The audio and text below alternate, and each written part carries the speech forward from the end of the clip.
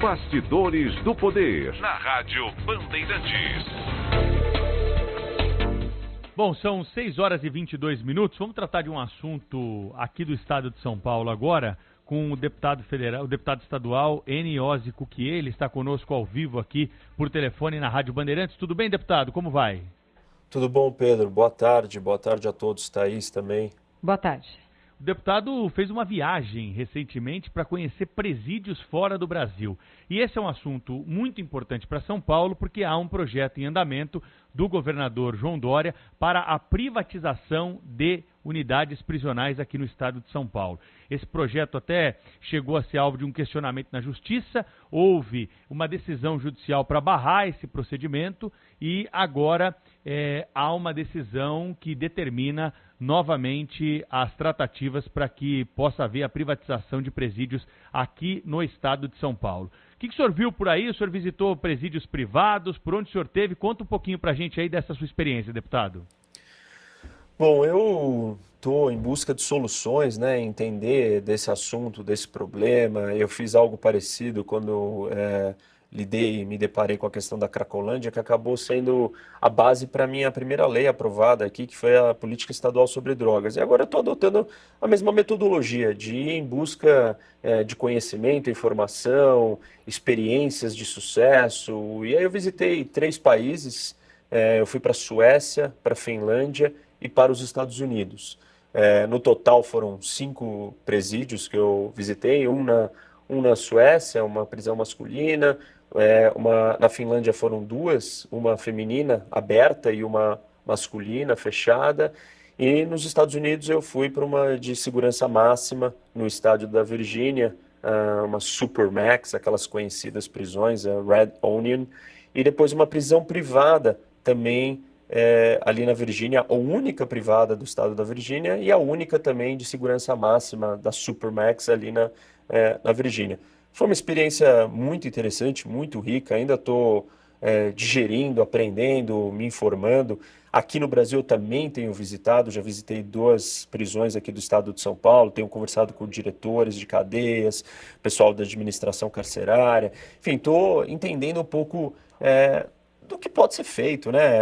A gente tem que contextualizar uma parte importante aqui, Pedro, que não tem como nós resolvermos o problema da segurança pública no Brasil sem tratar de uma reforma do nosso sistema carcerário. Temos que lembrar que o PCC nasceu dentro do sistema prisional do estado de São Paulo e hoje está presente no estado inteiro, no Brasil inteiro, no estado todo, no país todo, e inclusive até em outros países. Então, a questão da criminalidade no Brasil, ela está absolutamente conectada com o problema prisional. Então, essa é algo importante e, por isso, temos que dar a devida atenção e trazer esses conhecimentos e informações.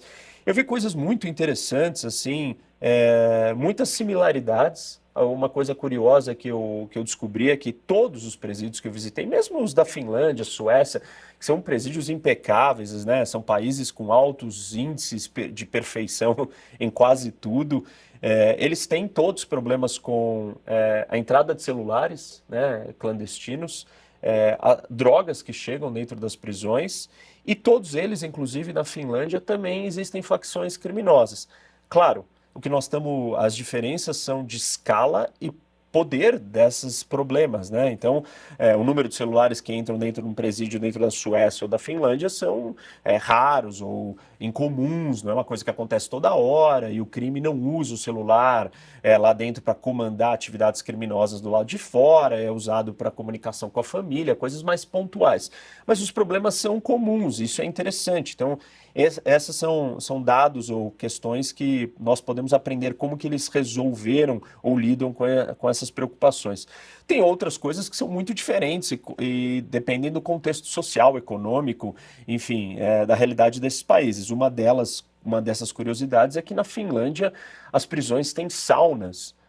O finlandês está acostumado com o uso de sauna e ali o diretor, eu questionei ele sobre isso e ele trouxe uma reflexão interessante, que é uma reflexão que nós aqui no Brasil temos que fazer também. Ele me disse o seguinte: olha, a função da prisão é a privação de liberdade. A sentença que o criminoso recebe é a privação de liberdade. Ele não está ali para ser punido de outras formas com uma vida muito ruim. Então, o padrão que ele tem que ter dentro da prisão é similar ao padrão que a sociedade tem. Claro, a sociedade finlandesa tem padrão alto, então as prisões têm qualidades né, de outro nível. Mas essa questão da discussão, qual é a função das nossas prisões, ela é importante aqui no Brasil. Eu entendo que a prisão ela tem que servir duas coisas: isolar aqueles que não podem voltar para a sociedade, não conseguem se adaptar à sociedade, aí são grandes criminosos, e recuperar aqueles que cometeram erros e podem acabar voltando. Eu escutei uma frase assim muito marcante para mim de um diretor de um presídio aqui em São Paulo, que ele virou para mim e falou assim: Reni, no Brasil nós não temos prisão perpétua nem pena de morte. Ou seja, todo mundo que está aqui dentro desta prisão um dia vai sair. E se quem está aqui dentro sair pior do que entrou, quem vai pagar é a sociedade. Então, acho que essas são visões que nos ajudam a ter algumas clarezas. Um outro ponto interessante que eu captei em todas as prisões que eu visitei é a questão da ordem, da segurança, dos procedimentos de controle. Não existem programas de reabilitação que funcionam se você não tiver, em primeiro lugar, estabelecido a ordem.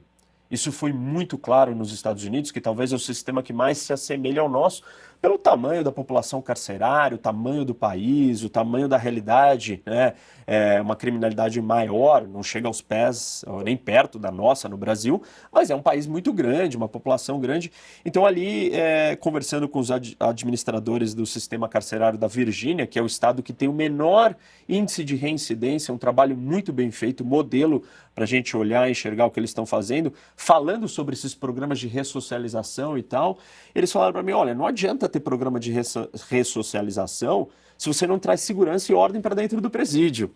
E o que parece óbvio, né? Porque o próprio preso ele está mais preocupado em garantir a sua sobrevivência se o presídio é uma desordem. Então, a ideia que nós temos aqui de que tem que ter procedimentos claros e rígidos, ela não é uma violação de direitos de ninguém. Ao contrário, eles são procedimentos de segurança para que não se corra risco. Eu tive a oportunidade de entrevistar mais de 30 presos ao longo dessa minha viagem pelos 3 países. E nos Estados Unidos, quando eu sentei com os presos no presídio de segurança máxima, eles estavam algemados nos pés e nas mãos. E eu perguntei para eles: mas por que isso? Um procedimento de segurança, nós temos que ter toda a cautela, não se sabe o que pode acontecer. E às vezes alguém está olhando de fora, nossa, porque um dos presos ele já era mais idoso, inclusive, né? Você tem a tendência, né? Principalmente aqui no Brasil, a gente às vezes olha com esse olhar mais, não, mas coitado. Não, aqui não é um procedimento de segurança, o preso não se sentia desrespeitado, ele entendia que faz parte da situação que ele estava, né? Enfim. Então, tem coisas que a gente precisa desmistificar, tem outras que dá para a gente trabalhar, e tem coisas que dá para aprender, e tem outras que não funcionam para o Brasil, porque são contextos sociais, econômicos e culturais totalmente diferentes. Eu tive a oportunidade de entrevistar ali um jovem de 25 anos na Finlândia, ele tinha matado alguém, um traficante de drogas, e aí ele comentou comigo, eu conversando com ele ali, eu estava sozinho na sala com ele, o diretor saiu, não tinha algema, não tinha nada, eu e ele, aí eu conversando sobre a relação com os guardas, aí virei para ele e falei assim: olha, mas e não tem atrito com os guardas? Aí ele falou: não, essa linha a gente não cruza. Então, quer dizer, também ali existe um elemento cultural, né? Por mais que ele tenha cometido um assassinato, ele achava que não poderia enfrentar os guardas, imaginar uma rebelião. Nós não temos esse nível de ordem, né, e de percepção de autoridade cultural, principalmente por aqueles que cometeram crimes. Então, a prisão brasileira não funcionaria algumas dessas coisas. Mas existem conceitos aí filosóficos que o Brasil precisa decidir e debater. Qual é a função das nossas prisões? Nós temos que ter muito claro a questão de isolar aqueles que não podem voltar, e temos que ter claro que muita gente vai voltar para a sociedade e ela tem que voltar melhor do que ela entrou. Então, acho que esses são alguns dos insights. Eu vi muita coisa lá, tem muita informação para contar e dividir. Acho que vou abrir um pouco para vocês me perguntarem de outras coisas, porque se eu posso ficar falando aqui durante muito tempo. Então vai a primeira, deputado. Lá preso tem acesso a telefone celular? Nessas prisões que o senhor visitou foram Finlândia, Suécia e Estados Unidos. E aí até vou me antecipar aqui ao ouvinte, que com certeza pode estar pensando o seguinte, pô, mas aí é covardia visitar a prisão na Suécia, na Finlândia, que são países ali com os melhores índices do mundo em tudo. Mas também a gente não vai visitar aquele que deu errado, não é? A gente tem que aprender com aquele que tem o melhor procedimento, a melhor prática. Eu tenho certeza que fez com que o deputado visitasse esses países. Então, voltando à minha pergunta, telefone celular em presídio, como é que funciona nesses lugares que o senhor visitou, deputado? Bom, Thaís, primeiro eu agradeço pela sua muito sábia contextualização. É exatamente isso. Se a gente não tiver maturidade e não começar a discutir esse assunto com seriedade, nós nunca vamos avançar do problema que nós temos. Sim, precisamos olhar o que deu certo. Existem diferenças culturais que são impossíveis da gente transpor e trazer para o Brasil outras realidades. É óbvio isso. Mas eles têm equipamentos, por exemplo, que eu vi nos Estados Unidos, que é um sensor que você para na frente dessa torre e você tem que dar 3 voltas, 2 voltas, girar 360 e ela capta se existe um aparelho de celular dentro do seu corpo, inclusive. Então, esse é um tipo de ferramenta que o Brasil pode ter. Não é permitido que você tenha um celular lá dentro. Esses celulares que acabam entrando dentro das prisões lá, como aqui, são clandestinos.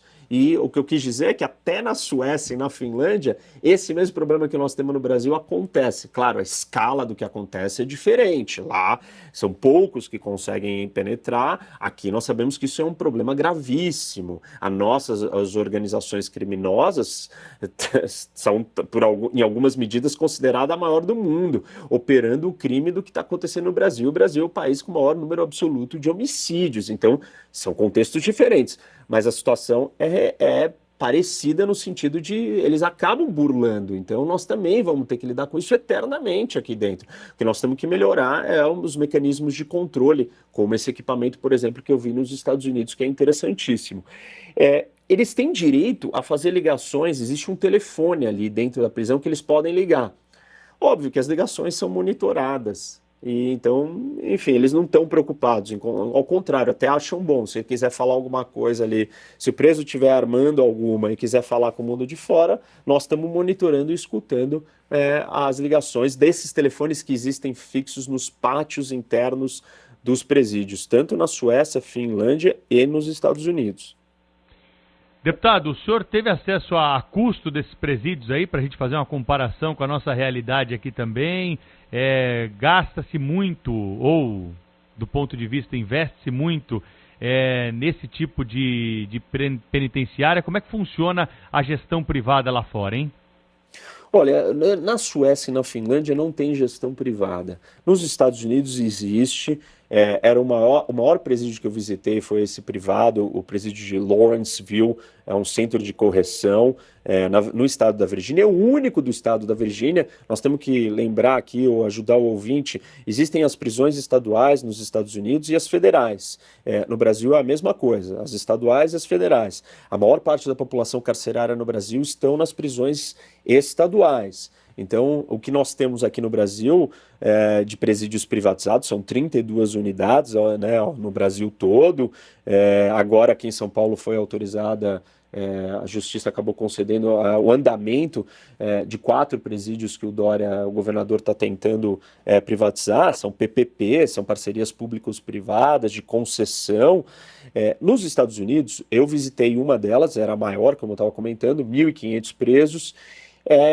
É uma concessão, então o Estado paga para o presídio. E eu perguntei para o diretor, né, o secretário de administração penitenciária do Estado da Virgínia, ele falou, olha, os índices não são tão melhores que os nossos, né, no caso do Estado da Virgínia, que tem os melhores índices dos Estados Unidos, mas nós mantemos um deles, inclusive como um parâmetro de comparação, para a gente ver se o público consegue entregar melhor do que a privada.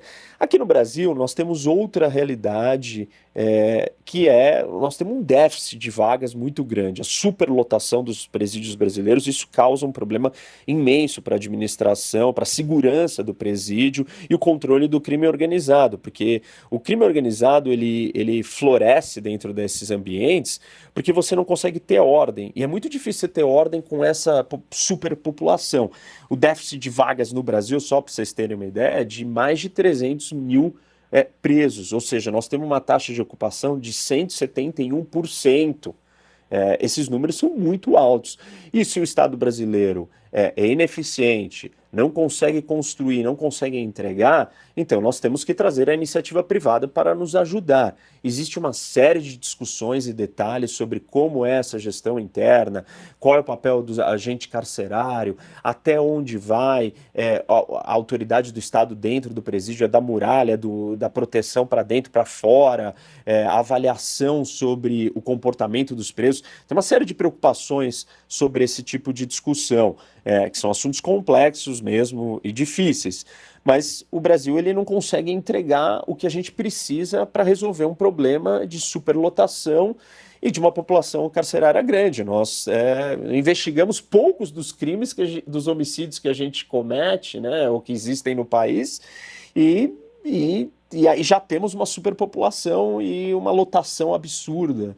Então, não tem como a gente alcançar isso sem a iniciativa privada, no meu ver. Existem preocupações sobre detalhes de questões mais pontuais da administração interna que têm que ser levadas em consideração na hora da construção desse modelo de PPPs ou de parcerias com a iniciativa privada. Só para vocês terem uma ideia, aqui no Brasil se fala, o custo em São Paulo do público é de R$ 2.400 por um preso administrado numa prisão pública, e o custo do privado seria R$ 4.000.